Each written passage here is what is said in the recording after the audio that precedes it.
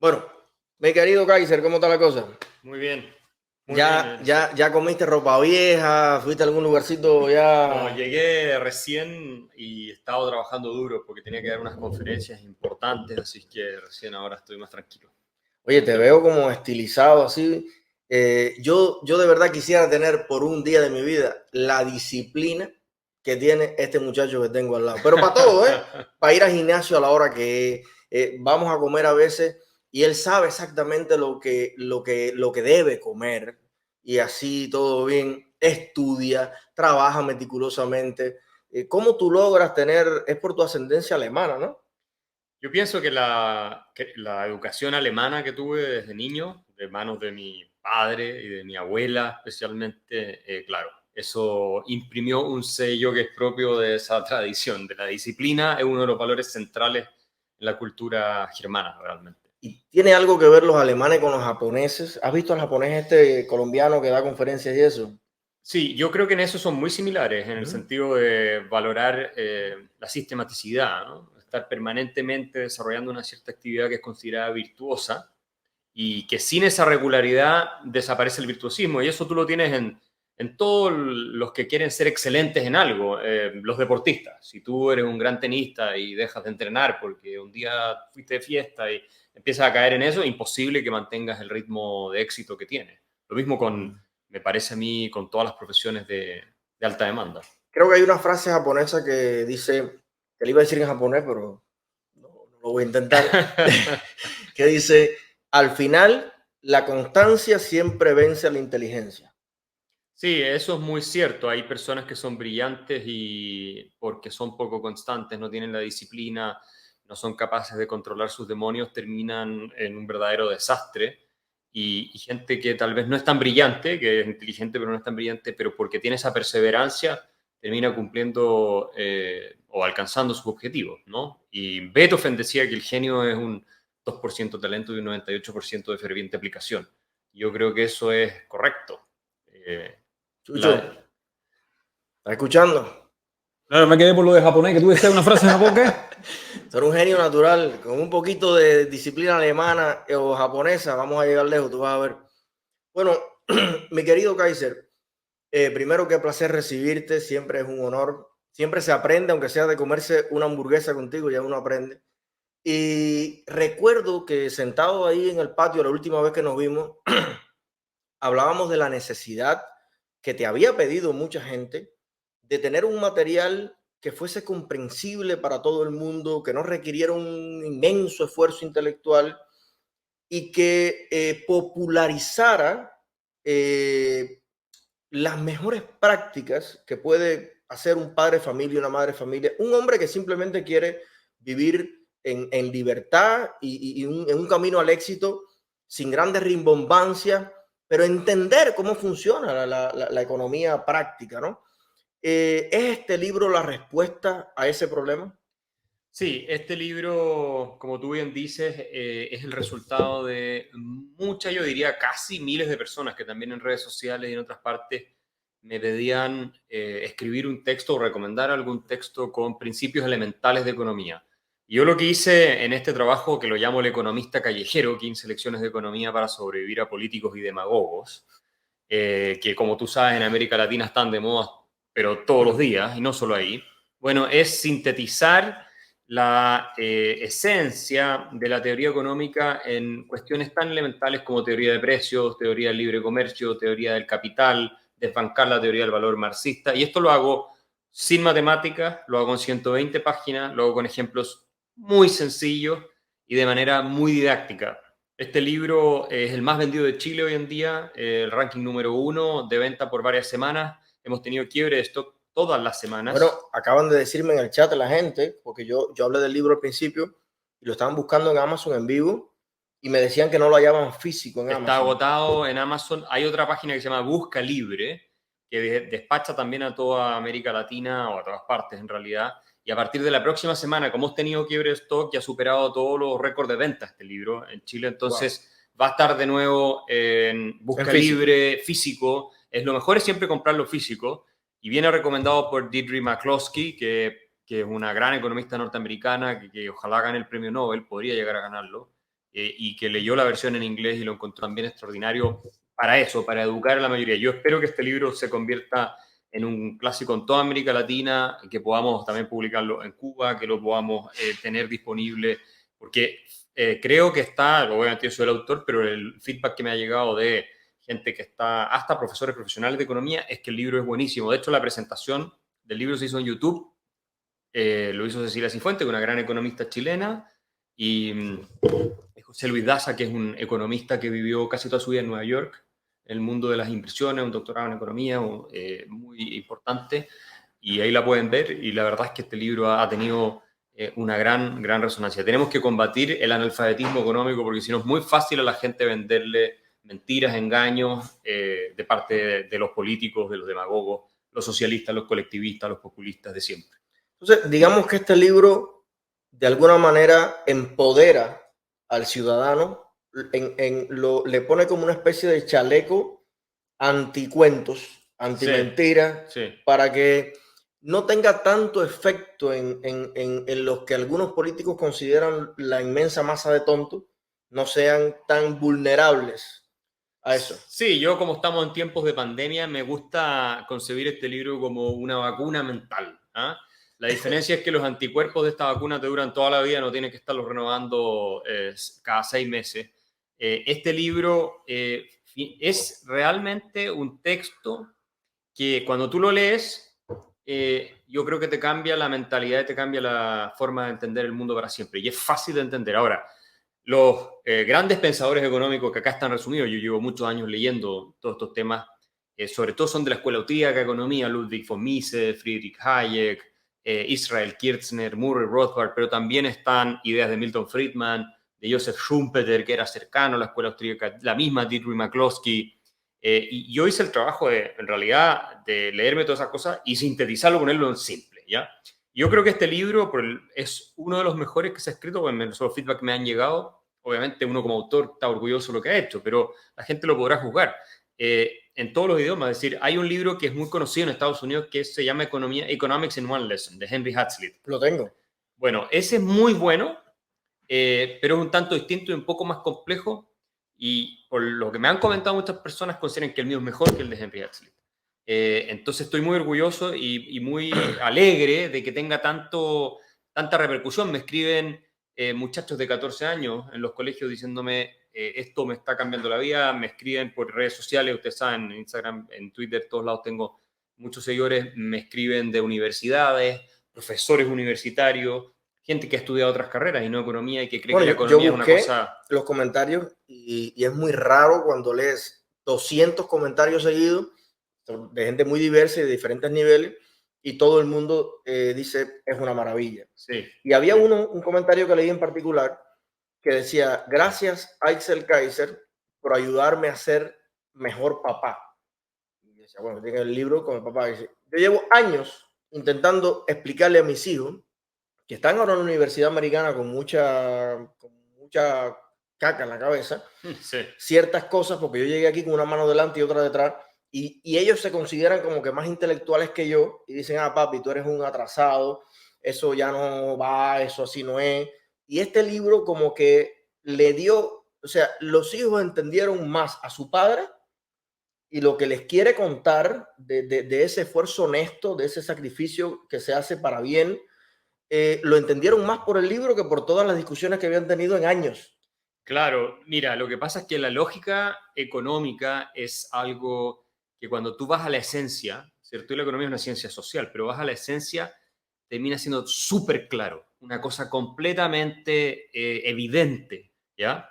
Que los economistas típicos de salón, como los llamo yo en este libro, la confunden porque hablan de gráficos, de pipa, hablan de cosas que la gente no entiende, pero cuando tú vas a la esencia, es realmente revelador para muchas personas. Entonces, acá está explicado, me han escrito empresarios también que han descubierto cosas, incluso que han estudiado economía, que nunca las habían visto de esta manera, por lo claro que está explicado. Así que a mí me alegra eso que tú me cuentas, no había leído ese comentario, pero no me sorprende. Hay muchos padres que están comprándole este libro a sus hijos, y por eso tenemos que ver esto. Aquí la librería se agota, los libreros en Chile están desesperados, o sea, están impresionados por lo que está pasando. Estamos también negociando para publicarlo en España. Ahora espero que se masifique, porque yo esto lo hice con una contribución para la libertad, que es lo que nosotros abrazamos, creemos y que es tan importante en América Latina, en todo el mundo en realidad.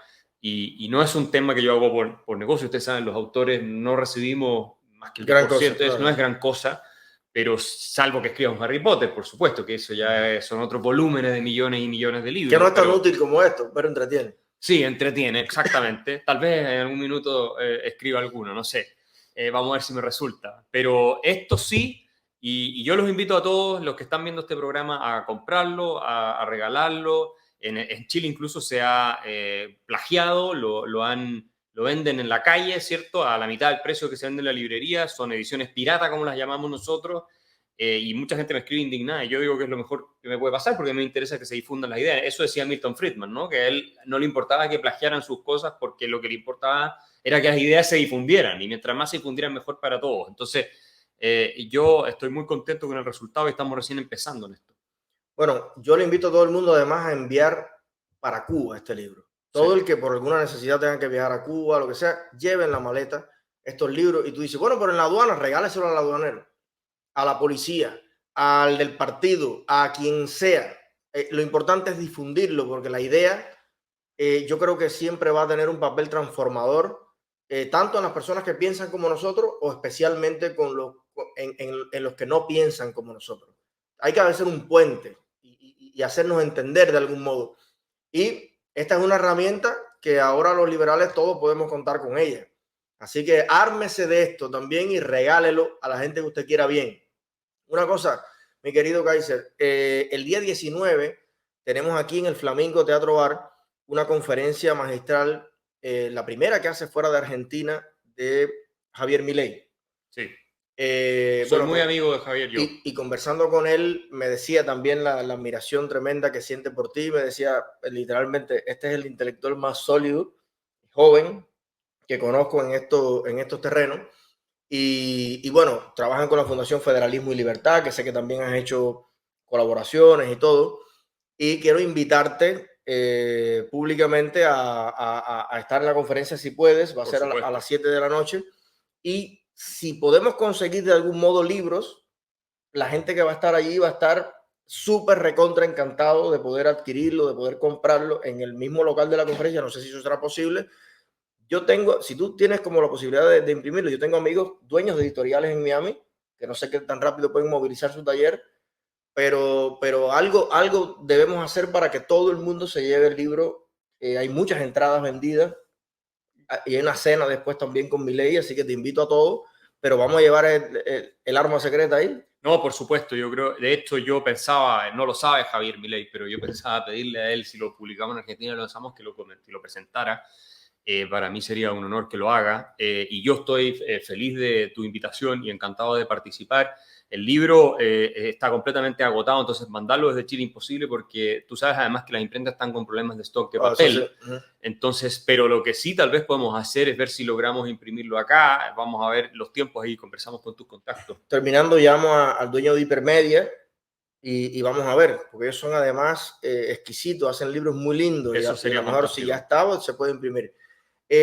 Kaiser, hoy tenemos aquí en nuestro programa un debate muy interesante sobre una película que algunos han catalogado como la película del año, muy taquillera, con un gran presupuesto también de producción, pero que aborda temas de manera muy polémica, y es la película No mires hacia arriba, traducido el título español. Y bueno, te había pedido que también nos dieras como un criterio. ¿Qué te pareció esa película y los mensajes que encierra? Sí, yo vi la película, estoy de acuerdo con tu posición relativamente crítica al respecto. Me parece que hay cosas que son rescatables, obviamente los actores son muy buenos, Leonardo DiCaprio, Jennifer Lawrence, son grandes, Meryl Streep creo que es la presidenta, son grandes actores, pero es una woke movie, ¿no? Es una película que está alineada con la agenda de la corrección política. En una entrevista Leonardo DiCaprio habla de que básicamente se están refiriendo al tema del calentamiento global y que esto es un apocalipsis que se viene, ¿cierto? Y entonces como el asteroide, este cometa que viene a la Tierra, es la analogía que ellos utilizan y para hacer sátira política y burlarse, sobre todo yo creo del Partido Republicano, de sectores del Partido Republicano. O sea, es una película alineada más bien con la izquierda, en teoría, ¿cierto? Porque están más del lado del Partido Republicano los grupos que son escépticos o A la vacuna. sí, a la vacuna también, pero al tema del calentamiento global, eso, vámonos con cuidado. Está, por supuesto, la caricatura del capitalista, que siempre es un ser infame, que lo único que le importa es el lucro y nada más, aunque se ponga en riesgo la humanidad completa. Y ellos, ¿cierto?, son los buenos, los santos, los puros, que van a tratar de convencernos a todos y defender a la humanidad de la autoextinción, que llevan a cabo estos grupos de interés organizados arriba, que ven solamente el corto plazo. Entonces es una película que en ese sentido es partisana, no es una película, me parece a mí, objetiva, imparcial. Obviamente es una comedia, pero tiene un sesgo ideológico súper claro. Tiene partes divertidas, por supuesto. Yo me reí en algunas partes. Tampoco una gran comedia. La verdad es que no es una cosa así extraordinaria. Tienes ese tufo antiamericano que tú estabas comentando hace un rato. Y entonces los chinos poco menos diciéndole a los americanos, y bueno, ¿y en qué están ustedes? Y como siendo ellos los que sí tienen claro el problema y que lo podrían resolver y los americanos no, por toda la descomposición que tienen internamente. Ahora, yo podría utilizar la argumentación de esa película también en contra de la misma izquierda, porque si hay gente que niega la ciencia en materia biológica, por ejemplo, en materia epidemiológica, son ellos. Acuérdate lo que hicieron con la Great Barrington Declaration, de profesores de Harvard, Stanford, Oxford, Martin Kulldorff, Sunetra Gupta en Oxford, Jai Bhattacharya en Stanford, Scott Atlas en Stanford y muchos otros que argumentaban contra las cuarentenas desde el punto de vista científico. Estamos hablando que aquí hay gente también de centro-izquierda, pero la izquierda radical, la izquierda más dura, alineada con distintos gobiernos, se le fue encima y los intentó destruir reputacionalmente. Mismo Michael Levitt de Stanford, que es premio Nobel de Química, experto en organismos complejos, también fue descalificado, censurado, y eso viene de la izquierda. La fuerza anticientífica hoy, la political correctness, la corrección política inspirada en ideologías neo o postmodernas que tienen cierta raigambre en el marxismo, viene de la izquierda. Y donde tú ya no puedes decir que el cerebro del hombre y la mujer, por ejemplo, tienen diferencias y que se expresan en nuestra forma de relacionarnos. No importan los datos. Todo eso no importa. Yo los invito a leer el libro de Steven Pinker de la Universidad de Harvard, que es un psicólogo evolutivo, de Blank Slate, donde él explica las diferencias de cerebro hombre-mujer y cómo toda esta ideología anticientífica que viene de la izquierda ha intentado censurar y acallar completamente ese debate en nombre de una ideología que es totalitaria. Y él también denuncia la ideología del greenism, del verdismo, lo podríamos traducir, ¿cierto?, al español, en su libro En defensa de la ilustración, donde defiende la racionalidad. Y Steven Pinker es un hombre de centro-izquierda, no es una persona libertaria ni de derecha, pero es un tipo razonable. Entonces, esto viene de ahí y en consecuencia yo perfectamente podría decir, cuando Biden asume, ¿cierto?, y está Fauci y toda esta gente, y Fauci de repente dice no hay que usar máscara, después dice hay que usar una, después que hay que usar dos, y cosas de ese estilo. Y después ninguna. Y después ninguna. Claro, tú terminas en una situación en que hay un negacionismo científico de parte de la izquierda. Y gente como Leonardo DiCaprio tampoco está abierta al debate científico en materia del calentamiento global. Porque la ciencia, esto lo enseñó Karl Popper, el famoso filósofo de la ciencia austríaco, ¿cierto?, avanza sobre la base de conjeturas y refutaciones. No hay dogmas definitivos establecidos para siempre. Las teorías de Newton las refutó Einstein y así. Entonces, cuando tú tienes el tema del calentamiento global, tienes que ver toda la evidencia para tener una discusión seria respecto a en qué medida contribuye el hombre, lo hace el hombre o no lo hace el hombre. Pero lo que tú no puedes hacer es clausurar el debate. Esta es la ciencia y no se acepta ninguna opinión disidente, aunque esté fundada en el método científico. Y eso es lo que hacen ellos. Y por lo demás son súper hipócritas. Tú sabes que a la COP26 en Escocia, ¿cierto?, que era para resolver el tema del calentamiento global o discutir sobre ese asunto, llegaron casi todos en jet privado. Llegan más de 120 jets privados y Leonardo DiCaprio se la viaja por todo el planeta en su jet privado, medio mundo, contaminando muchísimo más que si se tomara un avión, igual que Greta Thunberg cuando vino en el velero, ¿cierto?, a Nueva York.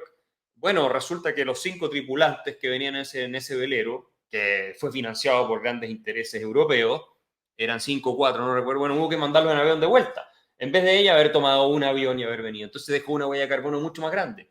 Así que yo no estoy negando que haya un elemento del ser humano en el problema que estamos teniendo con el calentamiento global o que pueda ser más relevante de lo que pensamos incluso, pero sí hay mucho de farsa.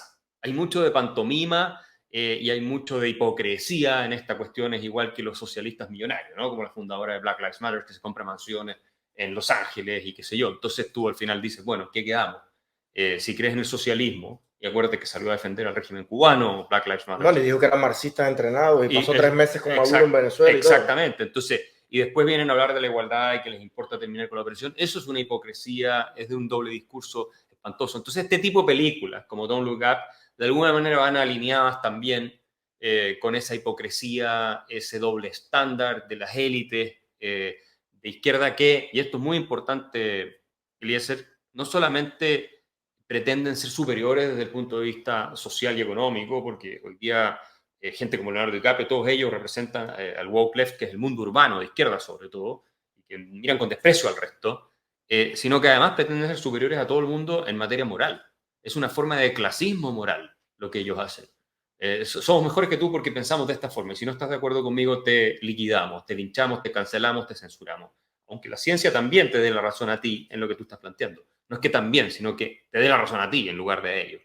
Entonces, yo sería muy cuidadoso, hay que verla como lo que es. Obviamente hay una agenda detrás, no sé cuántos millones de dólares le habrán pagado a Leonardo DiCaprio por hacer 30 millones de dólares, que estoy seguro que no los va a donar necesariamente para fondos, sino que le van a servir para ponerle benzina a su jet privado. Y aquí un último tema en relación a esto, que es importante, cuando dicen, no, pero es que tú no puedes decir que no viajes en jet privado, porque finalmente tampoco hace una diferencia en todo lo que se emite en el mundo, el que él ande en un jet privado. Bueno, eso es un argumento bien inaceptable, ¿no? Porque finalmente es como decir que hay tanto plástico en el mar que si yo tiro o no tiro una bolsa más al mar no hace ninguna diferencia. Entonces voy a predicar que hay que limpiar los mares del plástico que tiene mientras estoy tirándole bolsas al mar.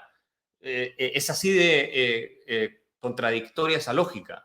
Si yo estoy defendiendo un principio, tengo que ajustar mi comportamiento al principio que estoy defendiendo, no porque haga necesariamente una diferencia radical en el resultado final, sino porque... Para ser coherente. Sino porque tengo que ser coherente y porque estoy enviando una señal en el sentido de que el curso de acción que tenemos todos que seguir para que las cosas mejoren es ese. Y por lo tanto yo no tiro una bolsa al mar si es que soy una persona que está preocupada del plástico. Esto es lo mismo que ser un sacerdote que está predicando la castidad y los fines de semana está teniendo orgía en su casa. No puedes hacer eso. Es completamente incoherente y pierdes toda la credibilidad, a mi modo de ver. Por eso no vamos a ser sacerdotes. Bueno, muy interesante este punto de vista. Dice Chucho que él tampoco va a ser sacerdote. Sí, pero hay mucha gente que no había visto la película que ahora la va a buscar y la va a ver, así que a buscarla, ¿no? Hay una cosa que a mí me llama la atención de lo que estabas hablando de datos versus opiniones, ideología y manera de pensar. Hoy tenía un debate con un demócrata convencido, mi gran amigo Ernesto Morales, y me decía que su abogada, que es demócrata también, resulta que no se vacuna. Porque se ha creado como el cliché o el estigma de que los antivacunas son republicanos. Sí, que falso. Que es totalmente falso. Hay millones de demócratas que no se quieren vacunar y el Donald Trump es el primero que se vacunó y se reforzó la vacuna y tiene problemas hasta con su base de seguidores porque está promoviendo que yo estoy vacunado y soy republicano y millones de republicanos están vacunados. Entonces, no hay nada que ver, ni siquiera el término sería antivacunas, porque no es que la gente sea 100% antivacuna, es que en específico no hay nada ahora mismo, y ya hablando de datos, cuando miras, por ejemplo, que yo estoy vacunado y reforzado, he cogido COVID como 3 veces, no hay nada que impida que una persona vacunada coja COVID, de cualquier variante. Empiezan, porque no hay tiempo suficiente para medir esto, pero hay ciertos estudios que dicen que en el tema de ingresados y hospitalizados graves, dentro de la población vacunada, hay una tendencia a disminuir. Pero no es eso lo que te están diciendo. Te están diciendo que para disminuir la propagación del virus, o sea, ahora es culpa de los no vacunados que la gente adquiera el Omicron. Eso es literalmente falso. Tanto un vacunado como un no vacunado, lo mismo coge el virus que lo transmite, sin ninguna diferencia. En lo que puede tener una influencia y empiezan a salir los primeros es en temas de hospitalización y muerte. Bien, pero no en transmitirlo ni adquirir el virus. De hecho, hay personas que tienen las 3 dosis y están ahora en la casa con COVID. Sí. No, mira, eso es un punto muy importante que tú tocas. Yo he seguido muy de cerca la discusión en torno a la pandemia. Mira lo que le pasó a Novak Djokovic recién, que en Australia no lo dejaron entrar, lo tuvieron retenido 8 horas en el aeropuerto, después de que el Abierto de Australia le había dado una excepción médica para que pudiera participar en el torneo. Vamos a ver qué pasa con la apelación. Pero los australianos tienen una tasa de vacunación altísima y, sin embargo, se están contagiando entre 50.000 y 60.000 al día. Entonces, la Omicron ya está demostrado sin ninguna duda que contagia a los vacunados como a los no vacunados casi por igual. Es prácticamente lo mismo. Ahora, esta variante es mucho menos grave que la Delta. Es una gripe común, básicamente. La gripe es común, por cierto, siempre históricamente a los vulnerables también los han podido afectar gravemente, a los más ancianos, etc. Eso no es nada nuevo, ¿verdad? Pero la Omicron no es razón para hacer una alarma como que se va a acabar el planeta. Nosotros nunca debiéramos haber adoptado políticas de no contagio respecto al virus. Sí, de protección focalizada, que fue lo que hizo Ron DeSantis acá en Florida. Protección focalizada para los más vulnerables, obviamente los ancianos, sobre todo en la Delta, que era más peligrosa, aislarlos, vacunarlos primero que al resto, todo eso sí. Pero personas jóvenes, deportistas que no están en el grupo de riesgo, como Djokovic, o como tú y yo, sin querernos comparar con él, nosotros tenemos el riesgo es extraordinariamente bajo y las tablas de mortalidad están súper claras y de hospitalización. Y lo que tú dijiste es cierto. Hay un desacople absoluto en la Omicron entre la cantidad de casos y las hospitalizaciones. O sea, los casos suben exponencialmente y las hospitalizaciones no. Están muy estancadas, no están subiendo y ni siquiera han llegado a los niveles que llegaron en la ola anterior, que era menos masiva incluso que lo que está haciendo la Omicron. Entonces, hay mucho de histeria en todo esto. Lo que se ha demostrado es que este virus va a ser endémico, llegó para quedarse, va a estar todos los años con nosotros. Y lo bueno de la Omicron es que, siendo menos grave, tú al contagiarte te provee, eso es lo que están mostrando algunos estudios, de anticuerpos contra la Delta y otras variantes que son más graves. No sería casi conveniente. Entonces, es mejor que la vacuna, finalmente. Y esta puede ser, dicen muchos epidemiólogos, la solución a la pandemia. Porque finalmente la Omicron, que es más suave, termina por desplazar a la Delta, que era más dura, y muere la Delta, queda la Omicron y estamos con un resfrío normal, básicamente. Y si eso es así, los que sobre todo no estamos en el grupo de riesgo tampoco necesitamos vacunación. Yo estoy vacunado, pero la verdad es que no tiene sentido, si tú estás asumiendo un riesgo que es ínfimo, seguir vacunándote. Además que acuérdate que son todas vacunas experimentales aprobadas en emergencia.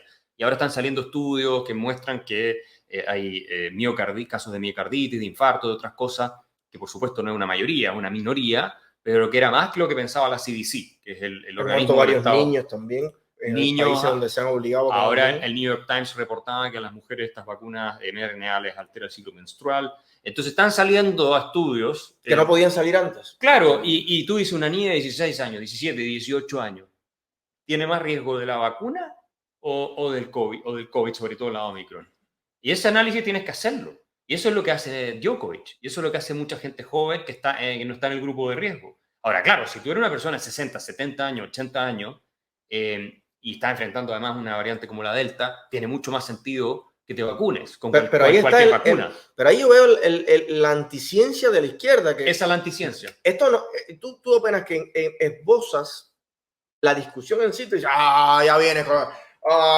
Es como que para ellos es obvio que la vacuna es la solución. No, y no hay un ápice de decir, vamos a discutirlo, vamos a ver los datos, vamos a ver los números. Desde el principio habían científicos que decían, tú puedes hacer lo que tú quieras, pero la solución va a ser la inmunización de rebaño. La inmunidad de rebaño, así es, y eso es entre una mezcla de contagios con vacuna. Gracias a Dios que los datos están mostrando que la Omicron es una variante como una gripe común, nada grave. Yo tengo muchos amigos que están contagiados con la Omicron, están todos bien, algunos ni siquiera se habían dado cuenta, y por lo tanto estamos en una fase, salvo que pase algo inesperado, en que estamos superando la pandemia, pero esta histeria en la que caímos, la psicosis masiva construida por los medios de comunicación, por la clase política. El dividir al pueblo en buenos y malos, vacunados y no vacunados. Y la discriminación, mira lo que dijo el presidente Macron en Francia recién. los que no están vacunados no son ciudadanos. ¿Quién se cree que es? Y me gusta joderle la vida. Sí, Emmanuel Macron para venir a decir eso. Luis XIV, estamos volviendo al absolutismo, donde el rey decide quién tiene qué derecho o los derechos fundamentales son intrínsecos a la naturaleza humana. Y la gente a mí me escribía porque yo defendía a Djokovic. La gente a mí me escribía por Instagram y me decía, no, en esto no estoy de acuerdo contigo porque tú pones en riesgo a otros. No. Con la Omicron tú no pones en riesgo a otros. Djokovic no está en grupo de riesgo. Primera cosa, él probablemente tiene más riesgo de la vacuna experimental que del virus. Segundo, él ya tuvo COVID y se recuperó, así que probablemente tiene inmunidad natural, que es, según algunos estudios, mejor incluso que la inmunidad que te provee la vacuna. En tercer lugar, en un país donde está todo el mundo vacunado, como Australia, mucho menos sentido tiene prohibirle a él que haga lo que quiere con su cuerpo y con su, digamos, con su integridad física. En tercer lugar, a pesar de todas las restricciones que tienen los australianos, que han sido después de los chinos los más dictatoriales en materia de restricciones contra la pandemia sobre su población, igual se están contagiando de decenas de miles todos los días. Entonces, ¿qué me van a decir a mí? ¿Que Djokovic o cualquiera que entre y sale de Australia va a hacer alguna diferencia en ese escenario? Absolutamente ninguna diferencia. Y no están teniendo problemas graves en términos de muertos y cosas por el estilo. Sin embargo, el aporte que ese evento trae en generación de empleos, de flujo de economía, millones de cosas, versus encapricharse con un tipo, es que no es racional. A mí me sorprende el tema de los australianos. Yo lo conversé con el profesor de Georgetown, Jason Brennan, que es un gran teórico liberal, y que él es más partidario de poner las vacunas. Mira, yo entiendo que si tú tienes un factor de riesgo extraordinariamente alto, y eso es lo que los liberales clásicos siempre hemos argumentado, tú puedes restringir libertades en la medida en que tú satisfaces la carga de la prueba de que estás evitando un daño extraordinario. Suponte que llega un virus que efectivamente cualquiera que se lo contagia se muere inmediatamente, y hay una vacuna que resuelve eso. Ahí es tan evidente que el mal mayor que puedes evitar obligando a la gente a vacunarse es digamos, de una envergadura tal que se justifica probablemente la obligatoriedad de la vacuna, ¿ok? Pero no en el escenario que hemos visto. Y por último, las cuarentenas, que todo el mundo decía que había que imponer. Mira, Florida tiene mejores números que buena parte de Estados Unidos, porque Ron DeSantis, en lugar de imponer las cuarentenas y hacer lo que hizo Gavin Newsom en California o lo que hicieron en Nueva York con otras partes, se dejó asesorar por los redactores de la Great Barrington Declaration, por Martin Kulldorff, por Bhattacharya, por Scott Atlas. Él no fue redactor, pero precursora también en Sunetra-Gupta, y tuvo mejores números.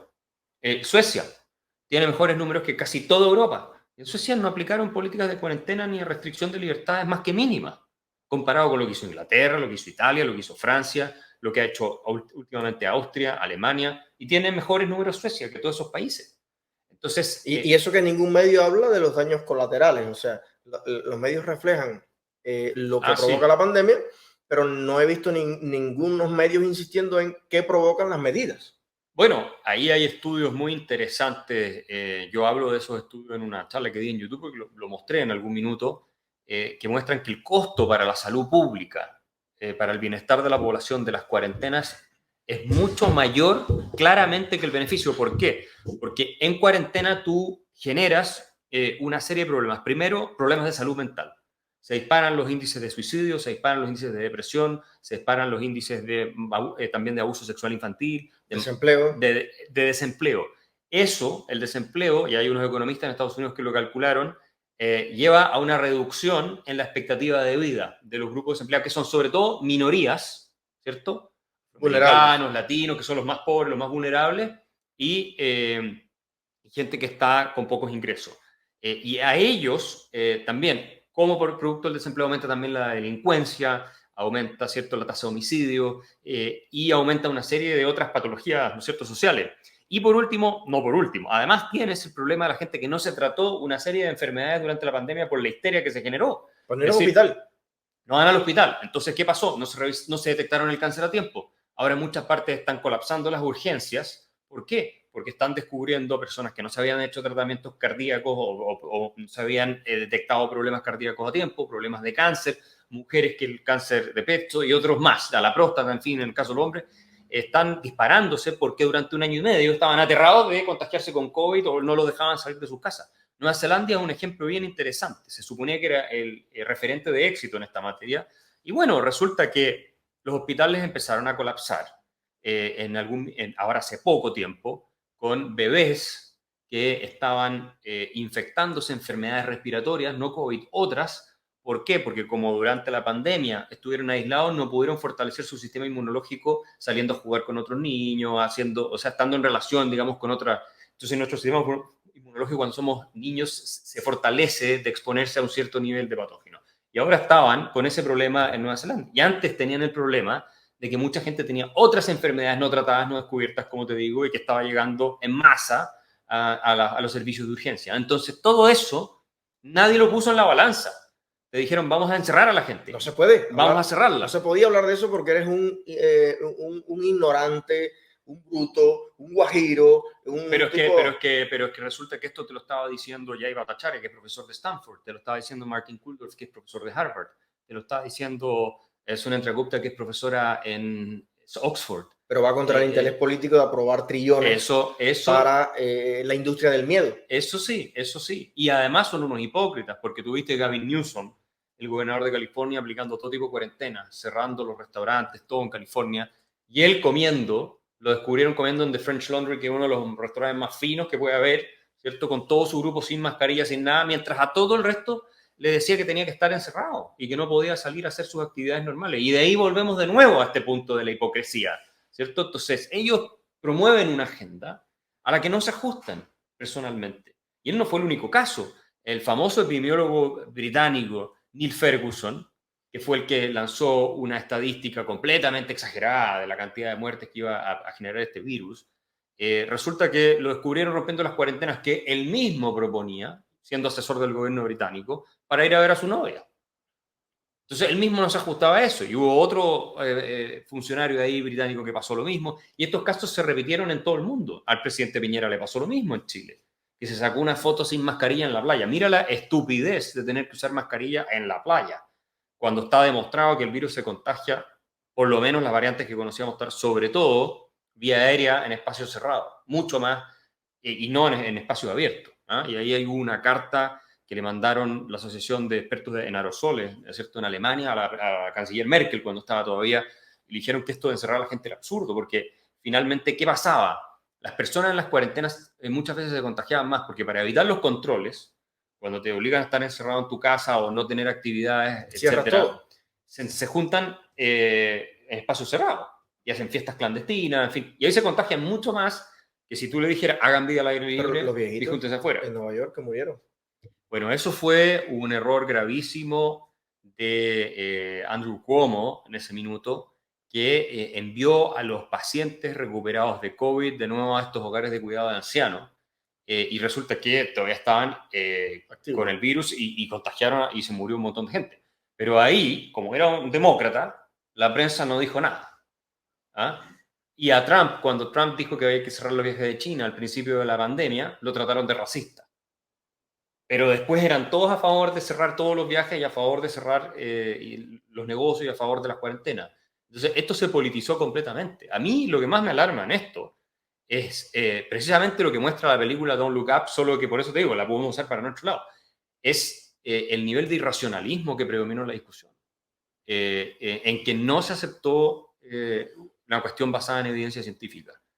Y eso, sobre todo, por parte de sectores de izquierda, porque se politizó absolutamente. O sea, si Trump hubiera dicho hay que cerrarlo todo, los demócratas habrían dicho hay que abrirlo todo.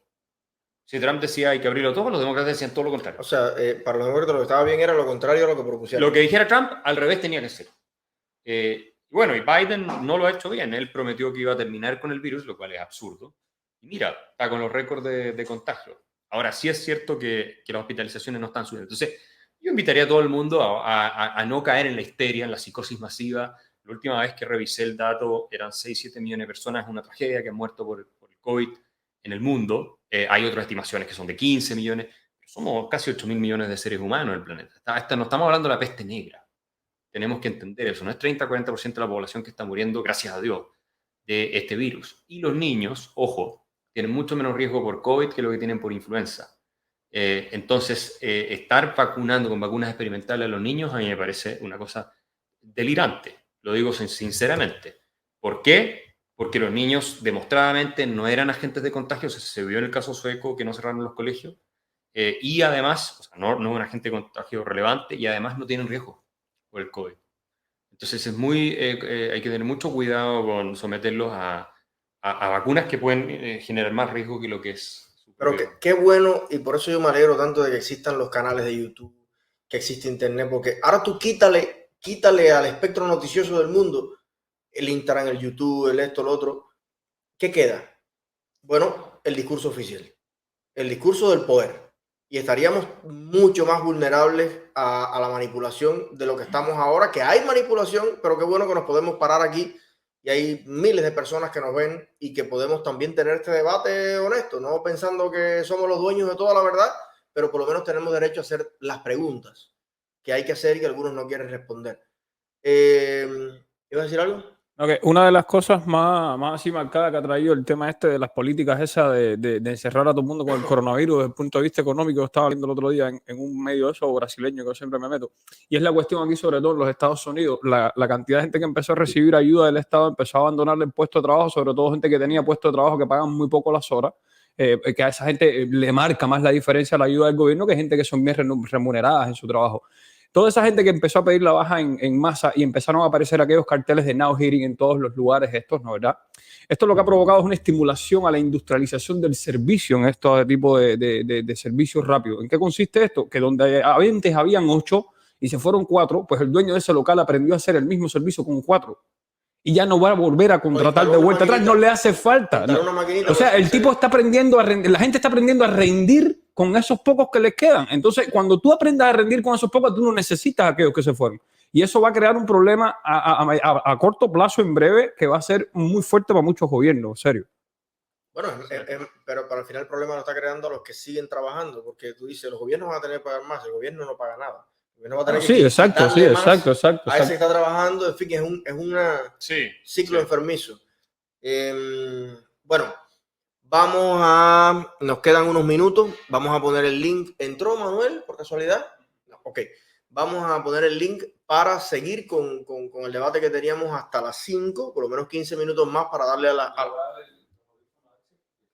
si quieres, para que la gente pueda dar su opinión y pueda entrar. Me parece súper divino que podamos tener acá a Kaiser y tener esta conversación, que siempre decimos, vamos a hablar 5 minutos, pero es que estos temas excitan muchísimo.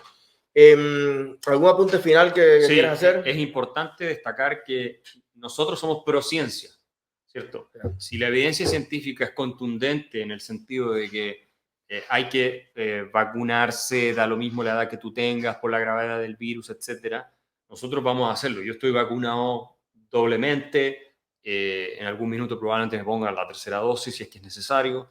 No estamos diciendo que no es necesario vacunarse, que la vacuna no tiene una utilidad y un efecto. Por eso estoy contra el término antivacunas. Claro, no es un tema, es que si tú eres pro ciencia, no eres ni un dogmático pro vacuna, ni un dogmático antivacuna.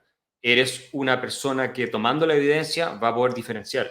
Acá es necesario vacunarse, acá tal vez no es necesario vacunarse. Vacunar a los niños no tiene una base científica, no tiene ninguna justificación desde mi punto de vista, por lo menos para el bienestar de los niños. Tal vez se podría argumentar es que los niños se contagian, entonces va mutando el virus y como consecuencia de eso.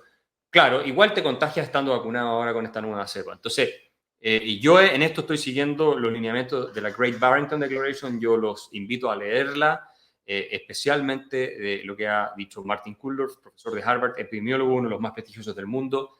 Yo he conversado con él, lo he entrevistado, publicado en La Nación de Argentina una entrevista que le hice, también en mi canal de YouTube hay una conversación que tuve con él.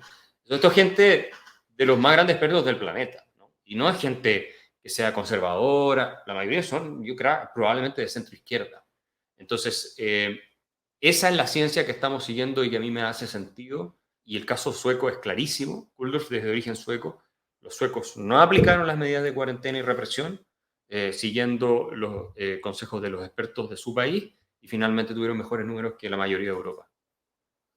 Pues usted saque sus propias conclusiones, pero siempre filtre todo. Y bueno, sea libre y sea responsable con las decisiones que toma, sea una o sea la otra. Vamos a hacer, Chucho, una pausita muy pequeña mientras ponemos el link y vamos a darle la oportunidad a nuestros seguidores que también disciplinadamente vieron la película, como les sugerimos hace 2 o 3 días, y tienen una opinión ciudadana que expresar sobre qué sensación les provocó. Kaiser, te invito a un cafecito, una cosita. Vamos. Si quieres en el... son unos 10 minutitos, espérame en el patio, para que estés más cómodo, digo. Perfecto. Igual si quieres estar aquí no hay problema, pero está bien. ahí... Te dejo eso ahí. Oye los pajaritos sonando ahí y ya nos vemos. Dale. Gracias, Muchas Pipo. Nos vemos ahí. Gracias por todo.